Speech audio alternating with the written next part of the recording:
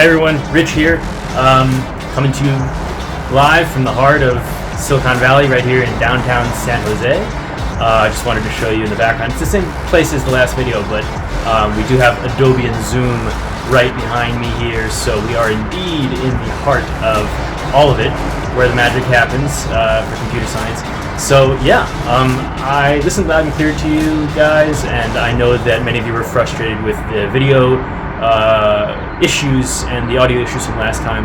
So yeah, this time I did fix 99% of the video issues, so I do have no backlighting, so you can clearly see both me and my guest, Vijay, for this week. However, there was a slight portion at the end that wasn't recorded because apparently there is a limit on most of these cameras about how much you can record. So I will take care to fix that next time. Still, you have about 90% of the podcast in video, and it's just a very short portion at the end that there is none.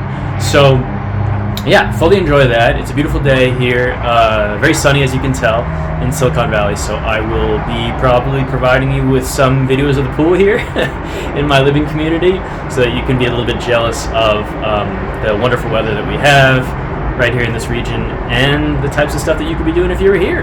So yeah, please enjoy episode 2. Welcome everyone to another episode of the CS Express podcast. Today I'm here with my very good friend Vijay Venkatesan. I hope I said that right this time. Is it correct? Yeah, it's good. My friends in the line always joke with me that I'm not always that good at pronouncing their names. We have a lot of wonderful international students here at Northeastern, so sometimes it can be a challenge when it's a name that you haven't heard before. But yes, Vijay, we've been together since the very beginning of Align, right? So we've had a lot of shared history in the past. We've been through a lot of the same stuff. And I'm really happy to speak with you today because you've lived through some of the same things I've lived through, some of the challenges and the uncertainties and the joys of doing CS. So I'm really happy to share your story and to be a part of it today as well.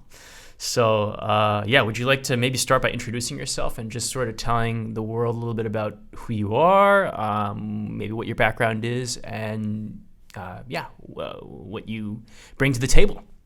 Yeah, sure. Definitely, Rich. I'm glad to be here, and thanks for having me on. To talk a little bit about my background, so I'm a domestic student here, and I did my undergraduate here in San Jose State. I pursued finance, business administration, and finance. After which, I directly came here to Northeastern because I also wanted to have a computer science background. In fact, my friend who was an alumni of this program, right? He was the one who inspired me to come to this Northeastern Align program. So I joined directly in September of 2022. As you mentioned, we've been together and always working together since the very beginning. And so far, it's been a great ride. I've learned a lot and look forward to finishing this last year of our master's program together strong and going from there. Yeah, wonderful. Excellent. So you have a bit of a finance background, sort of as you were talking about.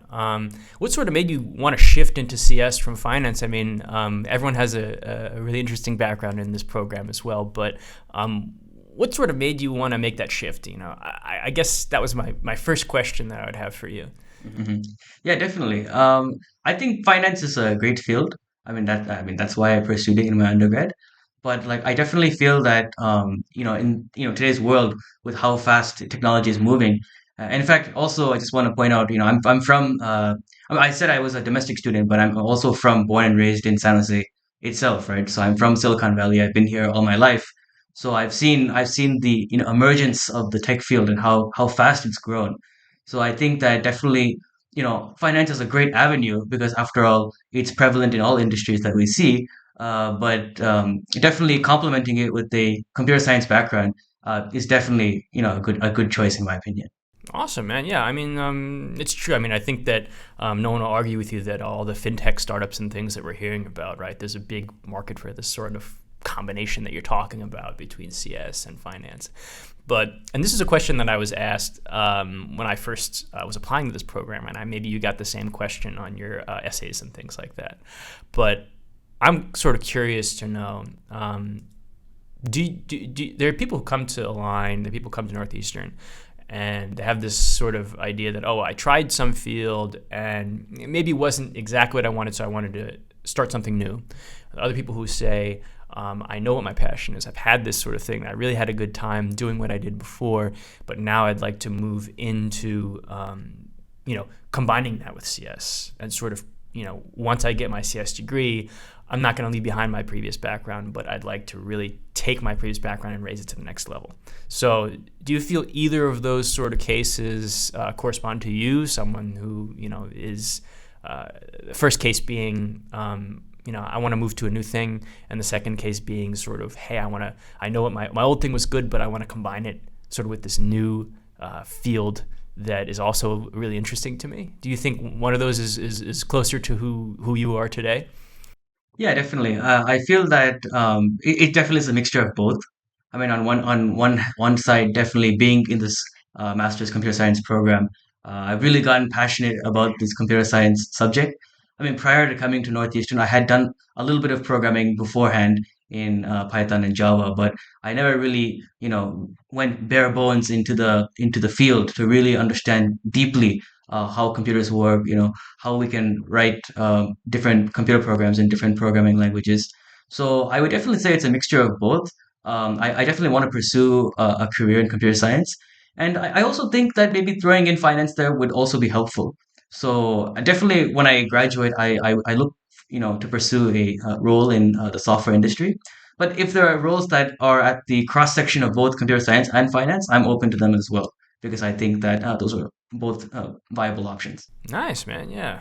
I guess, like you said, I mean, there's no reason you didn't really have sort of a bad experience with finance, so you're definitely open to continuing with that. I know I've met a couple of people who said, never again am I going to do X, Y, or Z, right? I mean, that was just not for me, and now I'm shifting, right? But it's good to know you keeping your options open, and it's a good place to be.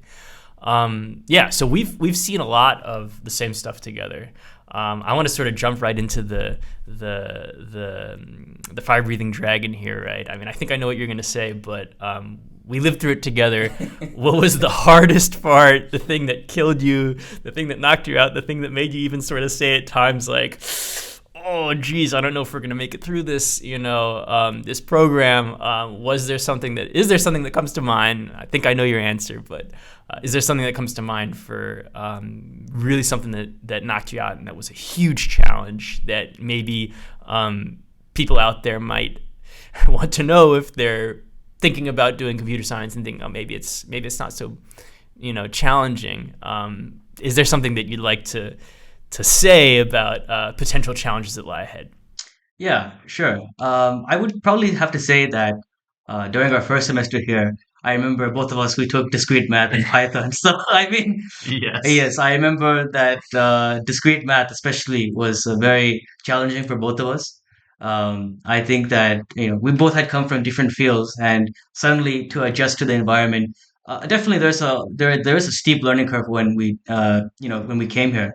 But like anything else, right? We did accomplish it, and I think that I would attribute that mostly to our hard work, right? For sure. I mean, you cannot go wrong with hard work, right? I mean, uh, every day we have time, we have energy, we have choice. We can do whatever we want every single day, right? But as long as we're very dedicated to what we do, right?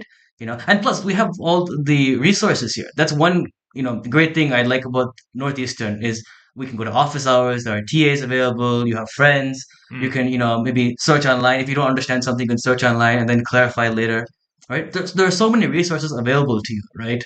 So I actually think that, as long as I really believe it, as long as you put in the effort and are putting in the hard work, you can't go wrong. I think that you'll come out ahead. So that's my viewpoint on this. Very, very wise words. Thank you for sharing that. I agree, I mean, with everything you said, right? I mean, first of all, I said with discrete math. I mean, I remember one time they used to have another building, we were renting a space in the other building, and sort of we were up there on that, perched on the 10th floor, and we were in this classroom, and we were sitting in there, we were working, we were going these problems over and over again for discrete math, and at a certain point, the campus closes at like 1 on Sundays, right? At that time, it used to close.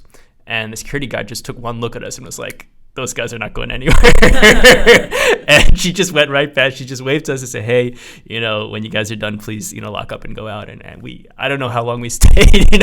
I hope that Northeastern is not saying, oh, these guys, they're past the closing time. But yeah, I mean, we spent some long hours in that building working on that discrete math stuff. But as you correctly said, at no point in time did we ever feel, I think, completely alone. Yeah. Because when we needed the office hours, we had TAs available, we had professors available to us. So as you correctly say, many resources available to all. So if you're watching this right now and you're thinking, should I do a line? Or maybe you're in a line and you're struggling with, could be discrete math or another subject, there are resources available to you. If you don't know what they are, you could always speak to a student ambassador, or even if you're not at Northeastern, ask someone in your program about what is available to you in terms of help. And if you want help, you can always get it right. But the important thing is to avoid just saying, oh, I don't understand this thing, let me just hope that it goes away, because I'm not sure that is really going to always lead to the best results. So feel free to ask for help, I think is what if I summarize what you're saying, is definitely a big part of the program. Just to quickly jump in on that, I would also say that, those are the opportunities when we really struggle, are those to really foster the closest relationships and friendships with us, Yeah. right? Because I really feel it's only when you're really struggling, then the truth is exposed as to who is really there for you, who really wants to help you, who wants to help you get through those challenges, right? Mm-hmm. I mean, when times are easy and you know everything, yeah, fine, everyone can be nice. That's one thing, right? But we really, when you really struggle, it's only those who are your true friends will come and support you. And like similarly, when they struggle too, and you can provide support because you understand the subject, right? So I think those are when the closest friendships will get fostered. Lifelong friendships, in fact, will get fostered through those circumstances. Yeah, I agree. It's true that you see who your real friends are at that time, but also even just in general, I think I don't even want to say common enemy, but when you have a common struggle in a certain way and multiple people are struggling through the same thing, it really builds a bond. Yeah. So if you and the people around you, as we did, right, are struggling with the same thing and you're helping each other out, then you really build a strong friendship around that. And maybe if you didn't have the struggle to begin with, maybe you wouldn't have been as close, right? Because you wouldn't have been through that huge challenge that was a really team building exercise in the end. Right. So I definitely agree with that, right? But yeah, there's also no one size fits all, right? Because we met people who had no problem with the discrete math. We met people in our program who, maybe didn't have to work as long hours in order to understand what discrete math was trying to speak about. And other people who, maybe some of those same people had a harder time with writing the code, right? We happened to be in the group of minds that had an easier time, at least at some points, not always, but writing the code for different programs, but the actual math modeling part, at least for discrete math and the combinatorics and the all these things that we had to learn there, we struggled with that a bit more. But just to reiterate, some people might say, oh, the math, that wasn't that hard. I don't know what course you guys were in, right? But for us, we had that specific challenge, but there's no guarantee that others will struggle with that same thing. So whatever the case is, all of what we said still applies. If your struggle is more related to code or algorithms or whatever, someone out there watching, then building that friendship and finding a study group and things like that really also will help you and under good resources to have. Definitely, yeah. So what's been the highlight of the program so far? I mean, it could be a line or even more recent. What is sort of like shines as a star in your memory as like, this is something that, for many years to come, I'm going to remember this about learning computer science or anything related to it. What sort of sticks out in your mind as something that is a good memory for you in that area? I would definitely say the summer of last year of 2023, because I think that's when we really like. I remember last year we had spent the summer self-studying in preparation for the algorithms course, the 5800 course that's taught here at Northeastern. I think that was a great summer because for a couple of reasons. One, we got to learn the core data structures and algorithms at our own pace. And I remember you had even suggested to us there are other great, online resources we could look into to learn these core data structures and algorithms. And secondly, I would say that every week we would meet with each other, meet here on campus, share ideas with each other, right? Sometimes somebody would find some, just brilliant idea on some data structure or algorithm and Hmm. share that with the other, right? I mean, this type of opportunity, I think, is only very prevalent during the summertime because during the regular school year, people are focused just on the main schoolwork, which is fine. But I think summer gives us an opportunity to really take a entrepreneurial spirit and find out something more than just what you know is the traditional data structures and algorithms. So that's what I would say. I would say our experience together in summer 2023 is something I will cherish for many years to come. Likewise, likewise. Yeah. I mean, I like I like how you put it actually with the entrepreneurial spirit, because it is true that we developed leadership skills by saying, it's a perfectly good idea to use this sort of more classic leadership opportunities in order to gain leadership skills, right? Like working as a TA or working as different working in different capacities at a university like Northeastern in order to take initiative and take responsibility for different things.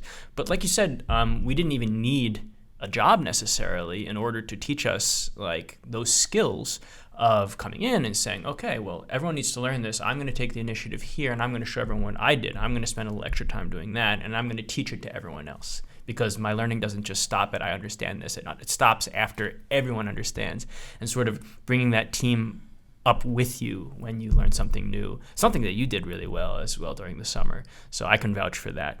But yeah, it's true that over the summer, barring any internship or other opportunities that are present, or summer courses at Northeastern, which can also, or any university, which can also be a good option.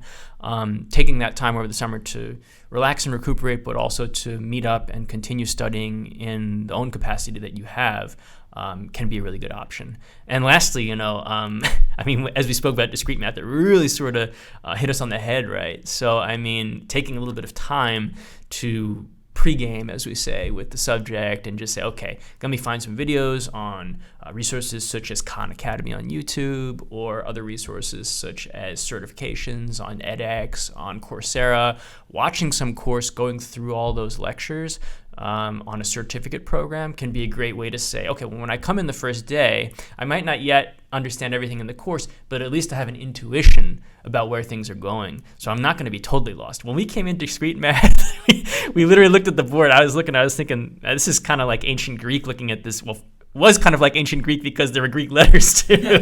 But I think that we looked at the board and both of us were like, oh my goodness, I have no idea what any of this means. So when we first started, obviously now we're much more confident with the material. Yeah.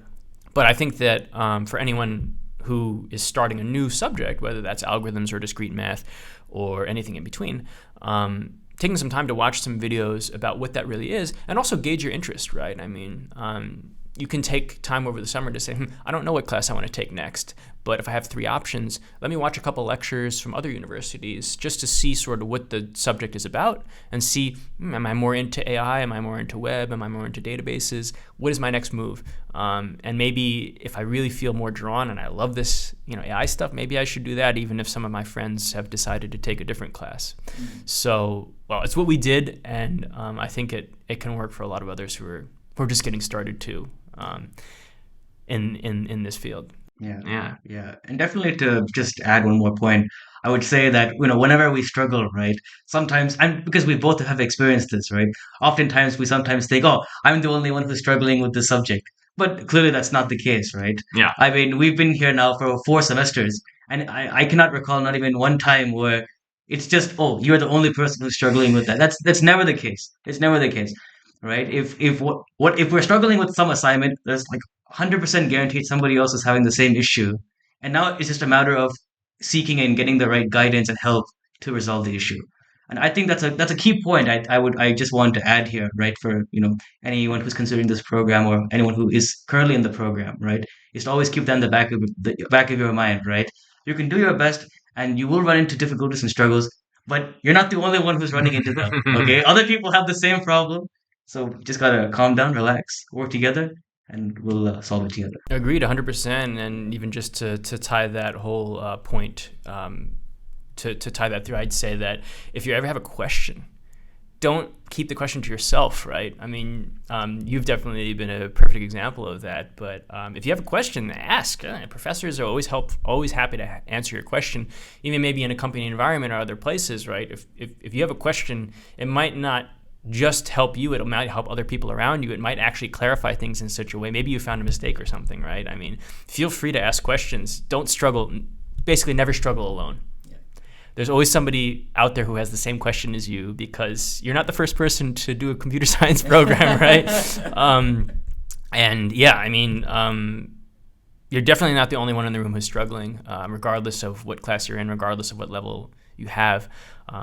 There are other people who have the same difficulties as you, other people who also have different difficulties, but yeah, you're never the only one struggling when you think that you are. Even if you feel like, oh man, I must be really, really kind of silly because this doesn't seem that hard, but I can't get it. And no, there's someone out there who has the same exact issue as you. You're not struggling, and maybe even the whole class is maybe the whole class is worrying about it, but they're like, I'm too scared to speak up, right? Or maybe everyone's struggling with their homework, and everyone thinks, oh well, maybe my friend is doing better than me. It's not true. Everyone everyone can struggle, and people struggle with different things. But you're definitely not alone. Yeah, You're never alone. definitely. Yeah. So what is something that blew your mind?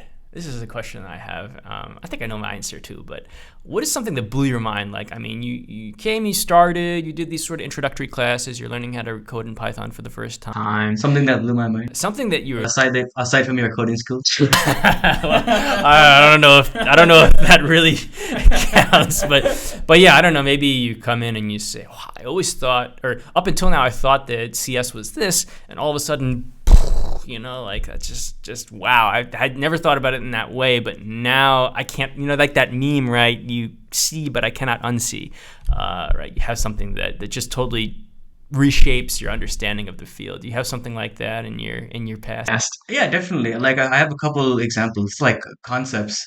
Definitely recursion is definitely one concept that definitely blew my mind the first time I saw it. Yeah. And for those who don't know, recursion is just when a function calls itself repeatedly over and over again until it reaches the base case, until at which point all the function calls get popped off. Right, and base case being something that's just so simple, like maybe if we're trying to compute something, just the simplest example, which is 1 or 0 or some really easy problem that anyone can solve. Right. Yeah. Right. I remember we both were sitting together. There's I think the orange area here on the 10th floor, and it was around I think January of 2023. We were together. And I still at that point I really struggled to understand recursion, and because I could not fully understand it. Prior to that time, I was just my understanding was, okay, we call the function, it does some work, and that's it, and then it finishes. I never could understand the idea of a function if you call it once and then it itself calls itself again and again and again until some condition is met. But thankfully, as I mentioned earlier, right, I had good friends like you and other people who would not give up, would persist and go on the whiteboard and draw it over and over again and consistently say, "Oh, return to the caller, right?" So only through all that patience and guidance through my friends, I was able to conquer that concept.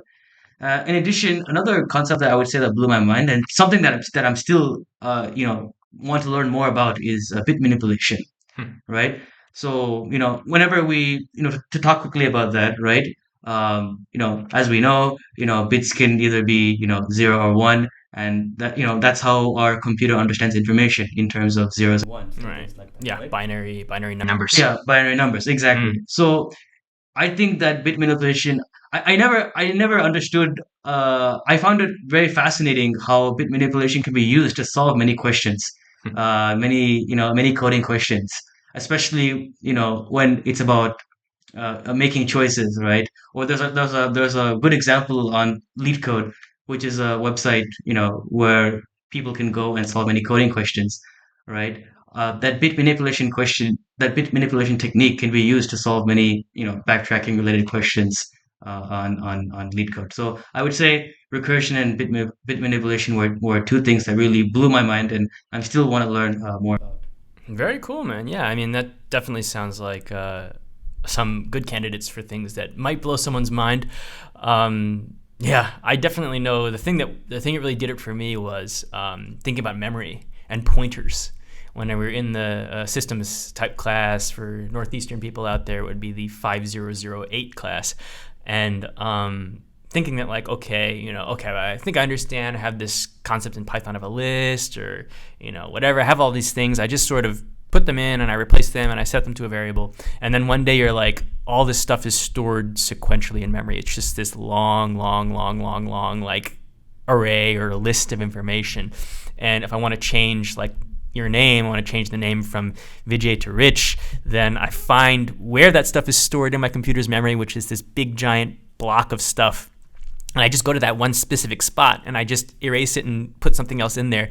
And when I understood that you could just sort of manipulate things by going in and changing little addresses, sort of like an address on a street where you have like house 1, 3, 5, and you have all the houses on a row, and then you come up to one and you say, okay, let's take this one and repaint it or something like that. You're going along the road and you just change one at one spot, and then that thing is different. Understanding that memory is just this big long array of information was a mind blowing thing for me. Yeah. So similar to your change in information and just having to rethink what you thought computer science was or what you thought programming was by having this new concept of, oh, this is faster, this is better. Wow, this is a totally different way of thinking about things. That's really cool. Yeah, so you're a San Jose local, right? I mean, you Yes. grew up here, you were born here. Many people, dream of coming to Silicon Valley, and we might have students or people, potential people, anyone around the world who's watching this right now and is thinking, oh, should I come to Silicon Valley? What do you think are some of the advantages of coming maybe to our Northeastern Silicon Valley campus as opposed to another Northeastern campus? All the Northeastern campuses, I think, have benefits, right? I mean, if you're in Boston, maybe you have certain type of classes that are available, a certain type of research opportunities. If you're in, London, I mean, Northeastern has a pretty big network of campuses. What do you think is a draw for this campus in particular? Do you have any thoughts on that? Yeah, definitely. I mean, to start off with, it's in the heart of Silicon Valley, Yeah, right? It's all the, big tech and many tech related companies are in the area to start off with. for sure. And just generally, I would also say that some of the faculty here is very good because many of the professors are they have a lot of industry experience or they work in industry here locally, and they also teach part time at the university, right? So definitely learning from individuals like that is very helpful, right? Because they can also pull in their industry knowledge and industry experience and share that with their students. In addition to that, I think just generally, I feel good, coming to people, seeing the types of people at this campus, right? Everyone's very friendly, everyone's very nice, people are very accommodative, right? So I think, I feel very safe and I feel very good. I feel welcome to come here, right? And I think another big plus point is that it's nearby, San Jose State too, Northeastern, Hmm. right? Which is, also a very good school and, located in the heart of Silicon Valley, right? So, it's not too there and it's not too far from SJSU. And also, I just generally think that, it's a good place to be in, right? Especially we want to be in computer science. Yeah. So what better place is there to be than the heart of tech, which is Silicon Valley, It's right? true. It's the El Dorado in a way. I mean, we don't want Yeah. to think of anything as, if you just make it to X, then you'll, be good. Of course, there's a lot of hard work involved, but Right. it's true that there are opportunities abound here in Silicon Valley. It's a great place Yeah. to start working in CS Right. or in tech. So that's a very good point. Yeah. Yeah. I mean, personally for me, I wanted to choose this campus because, as I mentioned earlier, I'm a graduate of San Jose State, Mhm. and I live in San Jose. I live near Cupertino, so it was this campus was the right choice for me because it's very close to home and it's something I'm used to. So those are some of the reasons why I want to stick with this campus. And furthermore, it's a good thing I chose this campus, and also a good thing that you chose this campus so we could meet, right? For sure, yeah. Because otherwise, if Yeah. I had chosen a different campus or had you chosen a different campus, then our friendship could not have grown together, right? Yeah, that's true. That's true. I mean, I definitely am really grateful for the group of people, and that's another thing I guess that you're sort of saying at the same time, which is that I think there's a really tight knit community here, and I hope for anyone who's going into any university or whatever that they can find a similar type of environment. But I think it's particularly true at Northeastern and the Silicon Valley campus. Really sort of a small, tight-knit community. It's easy to find people that you can get along with and that you really feel close to. And everyone's in sort of the same boat. So we've had a really great experience, you and I, forming even study group as well. I mean, we have other friends in our group as well, but having that experience of not only, understanding that life is not only about solving leak code problems as well. I mean, sometimes it can be, but you also have the experience of, having friends that you can go and have dinner with after you've been working on leak code all day. And we definitely had that. So I think that that's my wish for people who are, whether they decide to come to Northeastern Silicon Valley or not. And, maybe you're relocating to Silicon Valley for a tech job or something like that. And I hope for people who are making that shift that they'll be able to find a really good group of friends and people that they, a life that they want for themselves here, which is something that you can get if you really look for in the right places and put the right time into spreading out, a little bit of work-life balance, a little bit of social life, work hard, play hard, and everything in between. So I think that is a big draw for this campus and for our life here. And I think that it's something that is good advice for anybody to seek out that really good balance in their life, whether they come here or not. Why don't you tell me a little bit about a problem that you solved recently? Could be a leak code problem, or maybe something that you sort of dove into head first whether in your free time or in a class, right? What is a problem that you solved really recently that you thought was something that was an interesting problem that you'd like to talk about today? And keep in mind that we might have some people who are a little new to the field, so be a little bit gentle in explaining it to them, right? Yeah. Yeah, definitely. So you're talking about some technical problem that I've solved? Yeah. In the best, most accessible way that you have to explain sort of something that you worked on recently in terms of a question or a problem that you were focused on, something that you zoomed in on and really focused on. What is something that you recently solved that you're either proud of or that you thought was a really cool problem to solve? Yeah, definitely. I would say that, there are many like tree questions that I've solved recently.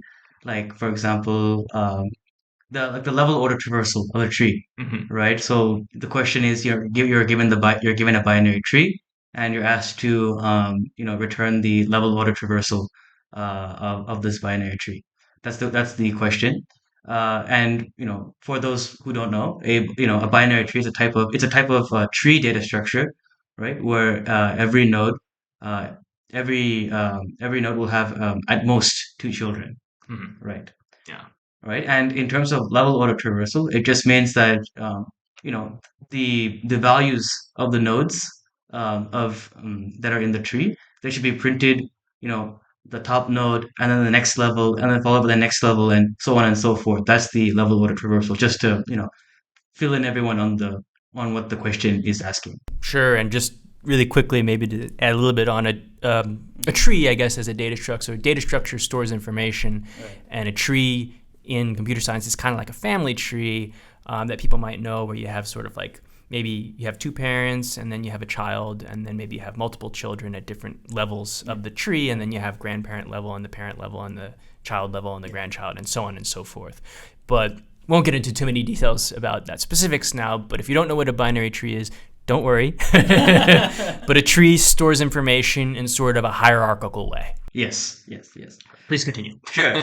So regarding that question, the reason I really like the question is because in order to solve it, I employed a technique that we both learned about in our Python class, in fact, right? Because one of the main difficulties in the question comes with, okay, as human beings, we know when, when the start of a level is, and when the end of a level is, right? But how can we have the algorithm know when the start of a level is and when the end of a level is, right?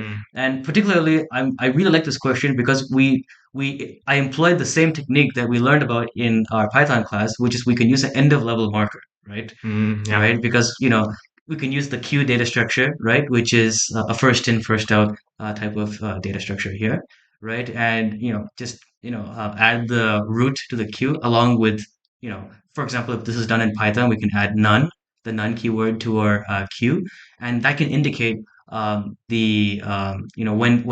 a level ends, right? And so, using that type of technique, we are able to solve the question, right? At that point, it's just a matter of saying, while the queue is not empty, you add the children, assuming the children are not null, you add the children, right? And when the queue is empty, right, that means that, we can exit right? Because in the last iteration, we would have dequeued none. So inside the while loop, the queue is empty, and so in the next iteration, we will exit the while loop, and then we can return the answer, right? Just a couple details on the question, but I really like the question because I think it uses techniques that we learned about in our classes, which I think is the most important thing. And sometimes people sometimes say, I learned about many concepts about trees, but when do I actually get to use? When do I actually get to take what I learned from these Northeastern classes and use it on a particular problem? And this is a classic example because, had I not learned this concept in my 5001 Python class, I would not have been able to, or I would not have thought about, using this technique to solve this problem, right? So I bring this up because the concepts we learn in 5001 or 5004 or any class, regardless whether it's Align or master's class, we'll use it somewhere, right? You never know when, oh, yes, today I need this technique to solve this particular question. Yeah. So I think that's one thing that really stood out to me. Yeah, good point. I mean, definitely pay close attention in your classes, right? Because, don't freak out if you don't understand perfectly the first time. You have time to practice, but yeah, the things that we learn in this program really are useful, and they really are immediately applicable to problems that you would find in a place like LeetCode, or even in an interview situation that also probably follows a little bit of the LeetCode model. So that's cool. I'm glad that you had that experience of applying the knowledge that you learned directly to a problem after you had taken the class. Yeah. Do you have a project that you're particularly proud of, something that you worked on where maybe you spent some time or energy really building something up, and you really poured some effort into that project, and something you're particularly proud of today, maybe even something on your GitHub if people are into that? Yeah, definitely. So I would say that, the search engine project that I worked on when we had took information retrieval together, right? Where we're trying to build a search engine, right? And I actually built a financial search engine where users can, search financial related terms like, bonds or municipal bonds or interest, right? And using the backend, using Elasticsearch, right? It'll basically retrieve relevant documents that contain that particular query term in them, right? So I think that definitely is one project I'm very proud of. And the reason I'm proud of it is because it was a very challenging project. I remember I had consulted with you and other, classmates of mine, and I had asked for some guidance on that particular project because it was quite challenging putting all the components together. But of course, like I always say, right, we worked hard, and even though there were some obstacles, I was able to put everything together and showcase it. And in fact, I remember we both of us gave presentations on our final project for our Right. information retrieval class I remember that. Yeah. at the end of last year. Mhm. So definitely the search engine project using Elasticsearch, which is on my GitHub, is some project I'm very proud of. Great, yeah. So okay, let's shift gears a little bit. I'm curious to know. I guess there's a lot of advice sort of circulating out there. Yeah. I want to know for you particularly, what was the best? You don't necessarily have to tell me who gave you this advice, but what is the best advice that you ever received, right? I guess you don't have to name any names, but you can say, maybe, some professor I had or something like that, what is the best advice you ever received, and sort of which person in your life gave you that advice? Sure. I would say my father, he gave me the best piece of advice, which is to not worry about the past, right? Not some oftentimes, a lot of times sometimes people say, if only I had done that earlier, then clearly I would be in a different place today, Mm. right? In fact, I actually saw a great LinkedIn post that really resonates with me, which says, on my LinkedIn, it says I'm a software engineer at Google, but it does not say that I failed my college entrance exam 2 times, or I had failed this class 2 times, or I had written this exam, I had to spend like countless hours studying for this, and still I didn't make it. Right? It doesn't talk about all the negative experiences that somebody had to go through, right? Because oftentimes when we look online, we just say, "Oh, okay, he's a software engineer at this company, or Google or Meta or something," right? Mm-hmm. But you don't see everything underneath the hood. How many times they had to how much time they had to spend studying for all the interviews, how much time they had to go through all the courses, How many right? times they got rejected How many from a times? job or Yeah. didn't make it to the final round, So or exactly, yeah. exactly. There's just all those details are omitted, right? We Mm. just see okay, software engineer Meta, but it's not about the current, right? It's about understanding that people had to go through a lot of hardship to get where they are, and that's one point. And the other point is not to dwell on the past. You know, for example, I could have done computer science for my undergrad. Mm. It didn't happen that way, right? I cannot spill over the cried milk and say, maybe if I had done computer science in my undergrad, I could have gone for a job directly, right? But it was not meant to happen like that, right? I was because if it happened like this, hey, I would not have met you, Mm. right? I would not have met you or met any of my friends in Northeastern, right? I would not have had this experience, right? So, whatever has happened to you in the past has happened to you only for a good reason, right? Whether we realize it now or we'll realize it in the future. And I think that's the most important thing to keep in mind is not to worry about, what's going on today, or maybe today somebody else got a promotion. That's good, right? But there's something else down for me down the road. It's just a matter of time until we get there. And I think that's the most important thing. Yeah, that's a good point. I definitely sort of subscribe to that theory as well. Of there's something out there for honestly, there's something out there for everyone, right? We talk about the stable match, what's called the stable matching problem, right? Stable matching problem is this algorithm, and algorithm is just sort of a computer program for people who are very new to this, but sort of not a computer program, but I guess in computer science, it usually manifests itself as a computer program, but an algorithm is a step-by-step method for solving a problem. So the stable matching algorithm basically says, we have, X number of candidates, X number of internship candidates, and X number of companies, right? And so it is a little bit of a simplistic view, but the idea is that, there are this many companies out there, there are this many candidates, and I think there's a place for everybody, right? But there's some of a matching problem because sometimes the company wants a candidate, but they can't get to the candidate. Sometimes the candidate wants a company, but doesn't know how to get to the company. So I truly believe that, there are jobs out there where people are having a hard time filling the position, even though we always hear about these mass layoffs, and, the economy's very bad and the job market's very bad. I would say, of course, there's truth to that, right? I mean, you can't sit here and say that the job market is a good place, but I do truly believe that for all of us, at Northeastern and elsewhere, and people who are maybe currently looking for a job, there's stuff out there, right? We need to refine our search technique, as we talked about in information retrieval.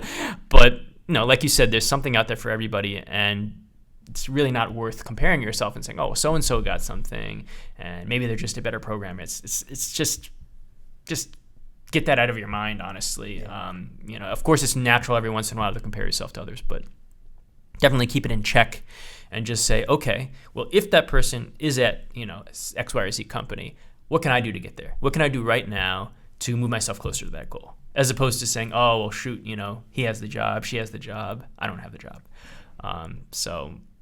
It's, I definitely subscribe to what you're talking about. I think that the best advice that I received, I would say, is probably something that I would just loop, under the same sort of circumstances, which is that you just not going to get anywhere by comparing yourself to others, right? Compare yourself to yourself a year ago. Compare yourself to yourself 5 years ago. If you've made progress in that way, if you know more things than you knew back then that can be a really big boost for you today. Just to say, okay, well, how far have I come, right? Don't say, oh, well, my friend has, such and such job, or my friend has such and such success as I see it, but, where was I a year ago? And if I'm comparing myself to my own self, and I'm competing only with myself, the competition is fairer and the competition is more realistic, because you're not the other person. Maybe if you had the exact same position, the exact same life as the other person, you wouldn't necessarily be happy anyway. I mean, maybe you would, maybe you wouldn't, right? It's not the question here, but learn to compete with yourself, I think, is good life advice in that way. Because when you're competing with yourself, you're in a healthy attitude of, how can I be a better version of myself than I was before? And that can really put you on the right path to say, okay, how am I going to get better? As opposed to, how am I going to beat so-and-so who clearly has more experience or more knowledge in this area than I do, right? Don't need to get into those types of silly games of competing with other people, right? It's not a tennis match, right? Yeah. So, I couldn't agree more. yeah.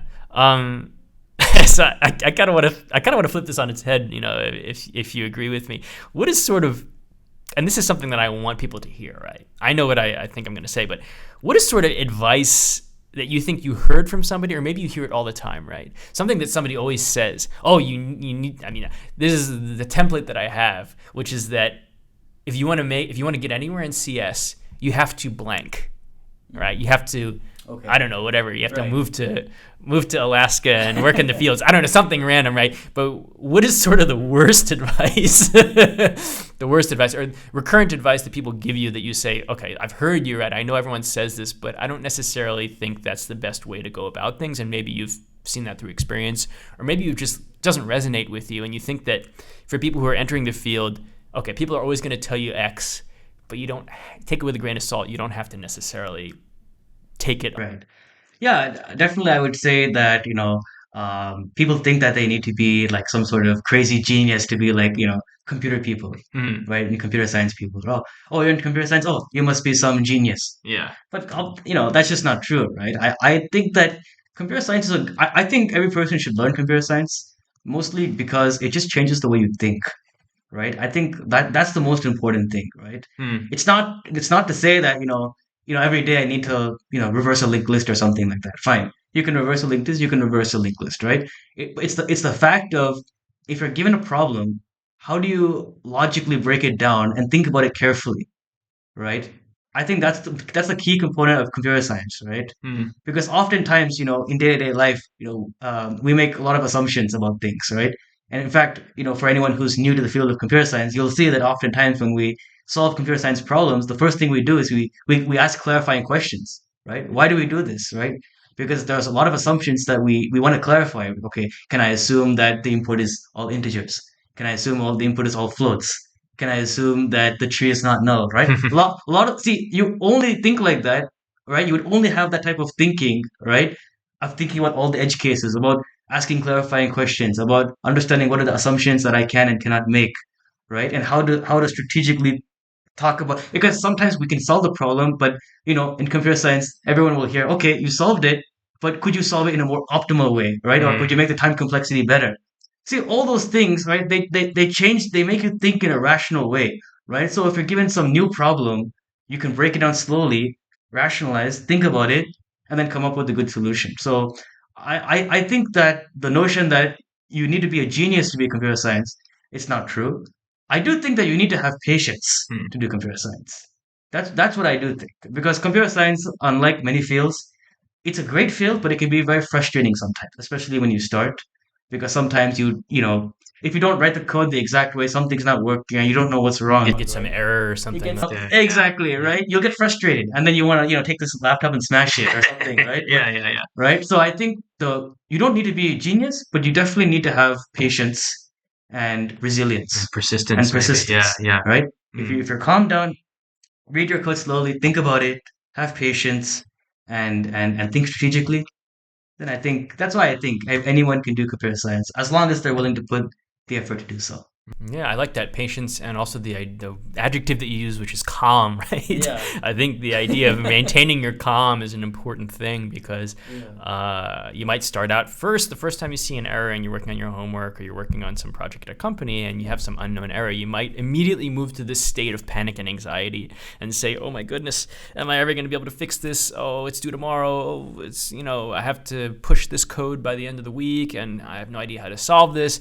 If you're able to remain calm, regardless of the situation, or obviously no one can remain calm at all times, but as calm as it allows you to work adequately and try to keep as calm as you can, that can be a really big life skill, and particularly in the field of computer science, to be able to say, okay, I know that I have an error, but I'm not going to worry about it. Maybe go get a drink of water, stretch my legs, come back, work through it, look up the documentation, find some solution. That's definitely good advice there. I agree with you. I think that you really have adopted the aligned spirit of anyone can do this, right? Not to say that it's easy. You'll have to work hard and you'll have some ups and downs and you'll have some difficult times for sure. Everyone will. But if you really are committed to it and you really think this is somewhere I want to be, at least even in the near future, maybe not saying your whole life until you reach retirement you want to be here, but at least for the near future you say, this is where I want to be, this is something interesting about this to me, it's something that draws me to this, then if you have that patience and persistence, you're going to do okay. Not always going to be easy, but you will survive. We all did.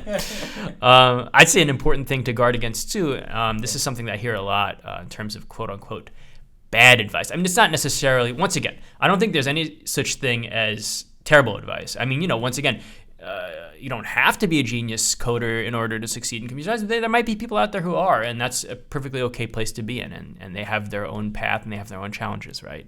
But I think an advice that I hear a lot and that I really want people to take with a grain of salt, especially if maybe they're just starting out in this field or maybe they're aligned students or maybe they're students in some other program and people always tell them this, right? I thought this advice seems a little bit too extreme. The idea is that people start by saying something like, "Oh, if you don't know X, you'll never make it as a computer. If you don't know how to, if you don't know React, if you don't know JavaScript, if you don't know insert whatever technology someone's saying right now, right? If you don't know how to use LangChain, you're never going to find a job, or you're never going to succeed." It's like, be very careful when somebody says something. Of course, you can have a mentor, and sometimes when we have a mentor, you listen very carefully to what they say, but try to take a grain of salt. Anytime someone says you will never X unless you have X, or unless you have Y, I guess, different variables. You'll never X unless you have Y, right? Be very careful when somebody says that. There might be some grain of truth. Maybe there's a lot of demand for React developers. If you want to work in web, maybe you really should learn React, right? It's not to say that they're wrong. It's just to say that just because if they say something like you will never unless you have this, be very careful. Because maybe you'll start with another technology, you'll get really good at it, and then you'll move to React. The idea is if you spend all of your time and energy just learning React, maybe in 5 years the technology is going to change, right? So instead of being in these modes of, I need to just double down and learn this one thing, it's good to be in a point of view, like you said previously. I think I'm going to take what you said before and just apply it again, which is that we learn to think like computer scientists. We don't learn a specific technology of, everyone just learned Python the whole time, or just learn this one thing the whole time, just learn Java, right?